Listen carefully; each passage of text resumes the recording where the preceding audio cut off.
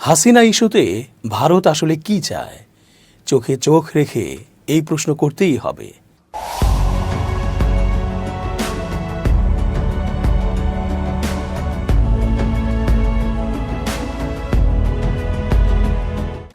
আসসালামু আলাইকুম প্রিয় দর্শক, আশা করছি আল্লাহ পাকের রহমতে ভালো আছেন। চেঞ্জ টিভির আন্তর্জাতিক চোখ অনুষ্ঠানে আমি এস.জে. রতন স্বাগত জানাচ্ছি আপনাদের সকলকে। ভারত যেহেতু বাংলাদেশ নিয়ে বেশি পেরেশানিতে আছে, হাসিনা ইস্যুতে চাপেও আছে এবং ভারতের সমস্যাও হচ্ছে বৈশ্বিক কূটনীতিতে, তাই ভারতকেই বলতে হবে কী ধরনের সম্পর্ক রাখতে চায় বাংলাদেশের সাথে। ভারত আমাদের সাথে সম্পর্ক রাখলো কি রাখলো না তা আমরা কেয়ার করি না, কারণ নতুন এই স্বাধীনতা আন্দোলনে ভারত আমাদের বিরুদ্ধেই কাজ করেছে। অস্ত্র দিয়ে সহায়তা করেছে হাসিনার সশস্ত্র বাহিনীকে, সৈন্য পাঠিয়েও ছাত্র জনতার ওপর গুলি চালিয়েছে। ভারতকে আমরা কোনোভাবেই বন্ধু ভাবতে পারি না, বরং তারা নিঃসন্দেহে শত্রু রাষ্ট্র। এছাড়া এত কিছুর পর আবার 5 আগস্টে হাসিনাকে বউ আদরে আশ্রয় দিয়ে রেখেছে ওই ভারত সরকার তথা নরেন্দ্র মোদী। তাই আমরা চোখে চোখ রেখে বলতে চাই, কেন একজন খুনিকে এবং বাংলাদেশের মানুষ যাকে ঘৃণা ভরে প্রত্যাখ্যান করেছে তাকে কেন আশ্রয় দিয়ে রেখেছে মোদী? একটি বর্বর ও জঘন্য অপরাধীর জন্য এবং সেই বর্বরের রাজনৈতিক দলের জন্য তাহলে একটি দেশের বিরুদ্ধে অবস্থান নেওয়া নয়? এটা তো কূটনৈতিক গাদ্দারি, কূটনৈতিক পররাষ্ট্রদ্রোহিতা। ভারতের পররাষ্ট্রমন্ত্রী এস জয়শঙ্করের একটি বক্তব্যের পাল্টা জবাব দিয়েছেন পররাষ্ট্র উপদেষ্টা মোহাম্মদ তৌহিদ হোসেন। বাংলাদেশকে সিদ্ধান্ত নিতে হবে তারা ভারতের সঙ্গে কেমন সম্পর্ক চায়। জয়শঙ্করের এমন মন্তব্যের জবাবে তৌহিদ হোসেন বলেছেন, প্রতিবেশী দেশ ভারতকেও সিদ্ধান্ত নিতে হবে তারা বাংলাদেশের সঙ্গে কেমন সম্পর্ক চায়। আশপাশ থেকে 2-4 জন কি বলল না বলল সেটাতে মনোযোগ না দিয়ে আমরা বরং আমাদের সম্পর্ক ভালো করার চেষ্টা করি। সোমবার 24 ফেব্রুয়ারি পররাষ্ট্র মন্ত্রণালয়ে জয়শঙ্করের বক্তব্য নিয়ে সাংবাদিকদের প্রশ্নের জবাবে উপদেষ্টা এসব কথা বলেন।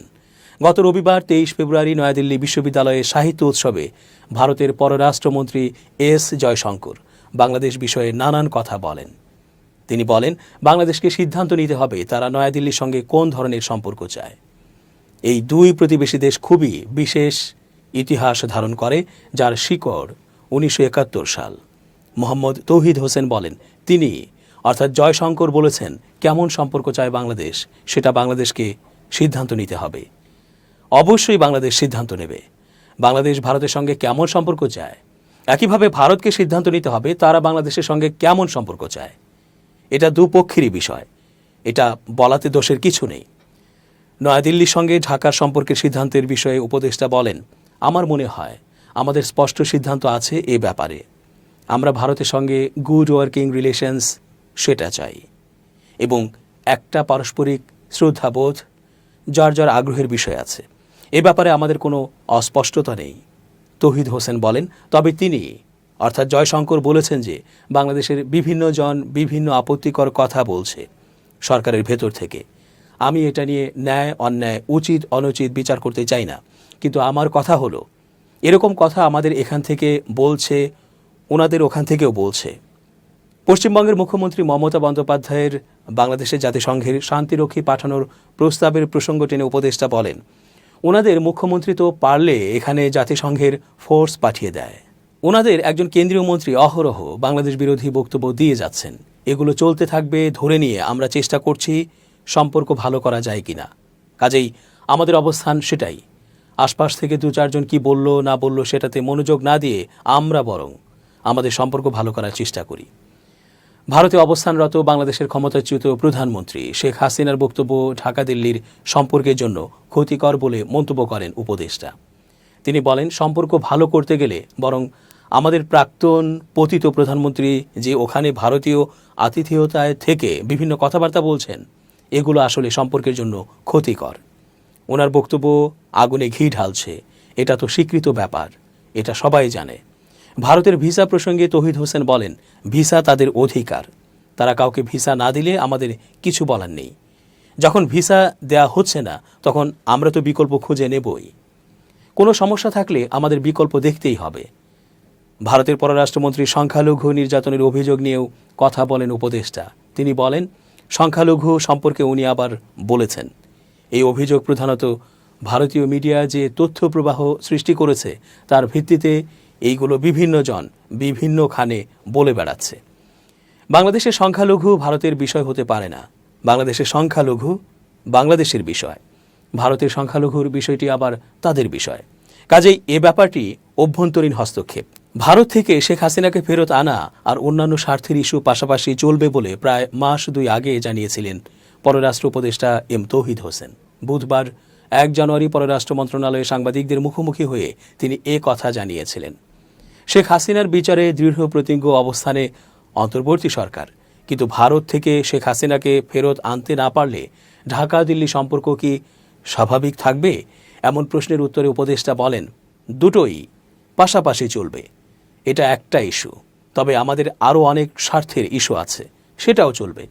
এক প্রশ্নের উত্তরে তৌহিদ হোসেন বলেন, ভারত, চীন ও যুক্তরাষ্ট্র সবার সঙ্গেই আমাদের ভালো সম্পর্ক রয়েছে।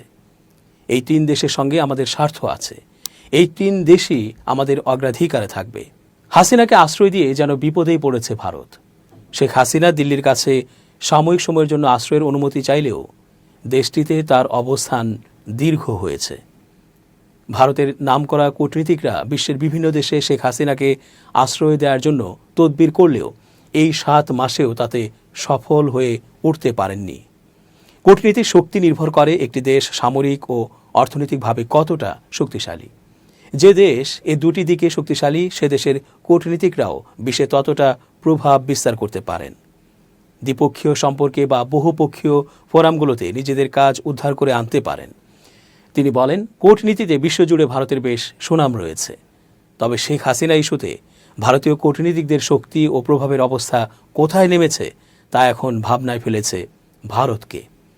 কর্তৃত্ববাদী শাসনের কারণে শেখ হাসিনা থেকে আগেই মুখ ফিরিয়ে নিয়েছে পশ্চিমা দুনিয়া। হাসিনাকে তার পছন্দের পশ্চিমা দেশগুলো আশ্রয় দিতে চাচ্ছে না।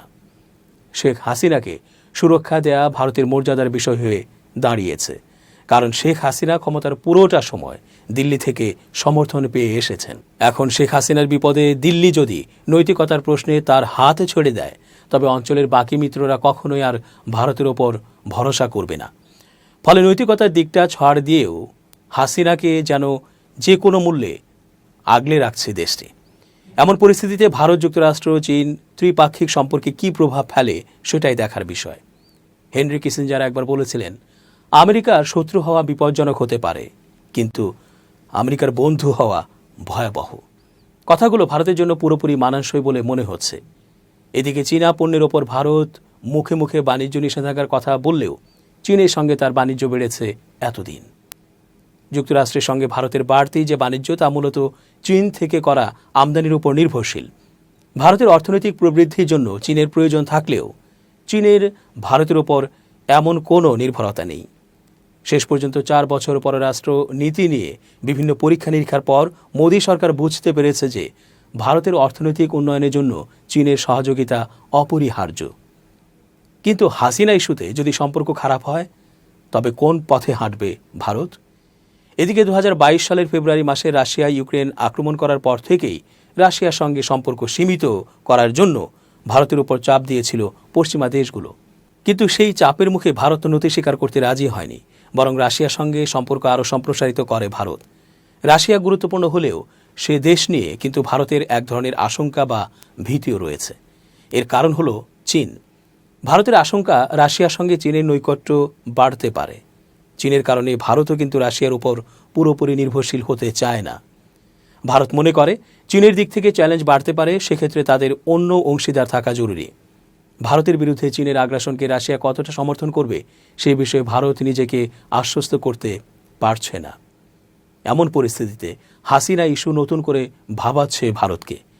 সার্বিক দিক বিবেচনায় পরিস্থিতি এমন দাঁড়িয়েছে যে বিশ্ব বাজার থেকে ভারত এক ঘরে হয়ে যাচ্ছে না তো।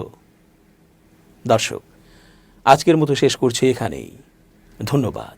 changeTV.press, এক ফোঁটা হলুদও নেই।